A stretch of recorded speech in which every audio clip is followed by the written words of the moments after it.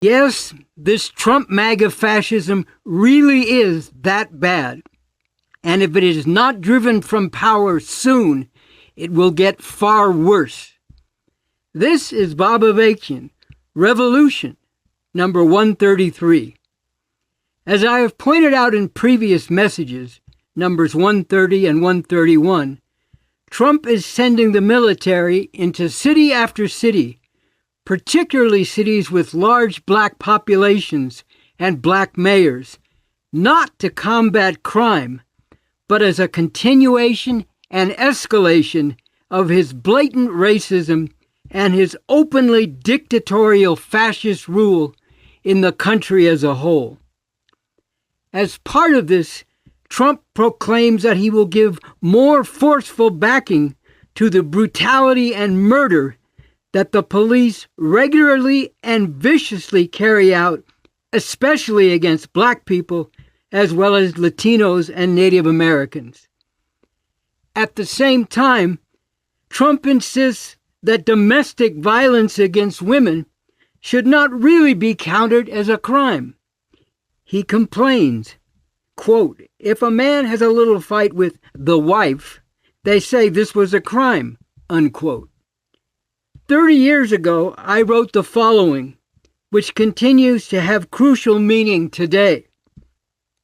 With all the propaganda and hype about crime, and even as violent crime on the streets is a major social problem in America today, the fact is that for women and for children, the place where they are most likely to be subjected to violent crime and brutality, including murder, is in their own home by the man of the house. Women are more likely to be raped by their husbands, and children more likely to be sexually assaulted and molested by their fathers than by strangers. It is only in recent years, and largely as a result of the social upheavals of the 60s, and in particular because of the women's movement that was brought forth out of that upheaval, that much light has been shed on this horrendous domestic violence. Before that, this was largely shrouded in darkness behind the closed doors of the home, protected by the sanctity of the traditional family.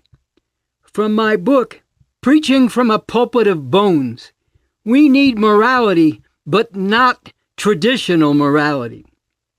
Reversing with a vengeance the gains that have been made in the fight against the oppression of women, including the right to abortion, restoring the sanctity of the male supremacist traditional family, and all of tradition's chains that go along with this, justifying, even glorifying all this with fanatical Christian fundamentalism. This is a decisive part of the fascism being enforced by the Trump regime, along with the murderous racism and other atrocities of this fascist regime. Some MAGA fascists openly declare that women should not even have the right to vote. The call to action initiated by refusefascism.org and open to all lays out clearly why there must be a massive nonviolent mobilization and convergence of millions in Washington, D.C., beginning November 5, determined to drive out this fascist regime. The Trump fascist regime is shredding the rule of law, making a mockery of due process, illegitimately deploying the military on U.S. soil, disappearing immigrants and other brown-skinned people into brutal concentration camps, aggressively resurrecting genocidal white supremacy, reversing the gains not only of the 1960s, but even of the Civil War and Reconstruction, enslaving women through the brutality and suffocation of forced motherhood, erasing LGBT people, trampling democratic rights, violating international law, assaulting and threatening politicians and judges, paving the way for boundless terror against the people, accelerating climate collapse, cutting science and medicine, costing millions of lives, depleting humanity's store of knowledge, destroying truth, drowning out reason, subjugating the arts to fascist cruelty and conformity, targeting everything that is decent, moral, and good, all at the whim of a debased lunatic tyrant. Yes, this fascism really is that bad. And yes, it will only get far worse and soon, unless this call from Refuse Fascism is actively taken up by growing numbers of people and organizations, building for the most massive mobilization to DC in history, in keeping with the profoundly historic stakes. If this fascist regime is allowed to remain in power, everything that decent people have felt they could rely on to seek justice will be brutally shut down. Every uplifting moral value will be reviled and repressed. Every sphere of society will be remade in terrible ways, in line with the male supremacist, anti-LGBT, white supremacist, and anti-immigrant cruelty, and the anti-scientific, health and climate-destroying madness of the Trump fascist regime, and the bloodthirsty ravings and depraved violence of fanatics heading the Department of War, with the deranged maniac Trump having his finger on the nuclear button. Every vision and every active striving for a better, more just world, for a future worth living in, will be violently suppressed and effectively foreclosed, at least for the foreseeable future. This is not hyperbole.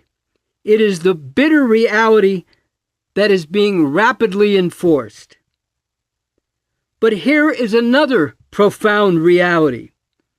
The massive mobilization called for by Refuse Fascism and open to all represents the real possibility, the only real possibility, of actually driving out this fascist regime and putting an end to the endless horror it is determined to perpetrate.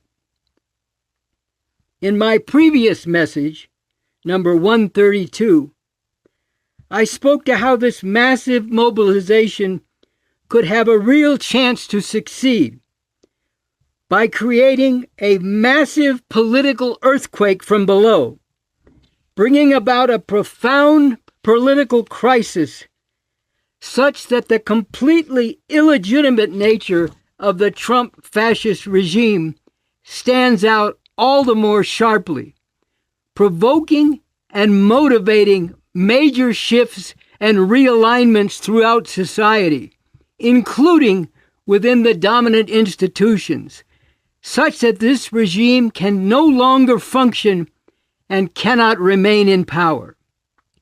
Many individuals, organizations, and groups will have different views on what has given rise to this fascism and what should replace it. And we Revcoms, revolutionary communists, will continue to forthrightly put forward and argue for our views on this, and encourage others to similarly put forward their own perspectives. But this must take place in the context and atmosphere where we are all pulling together to overcome every obstacle, including divide and conquer schemes from whatever source and in whatever guise, uniting all who can be united in the millions and millions to achieve the truly historic goal of driving out this fascist regime.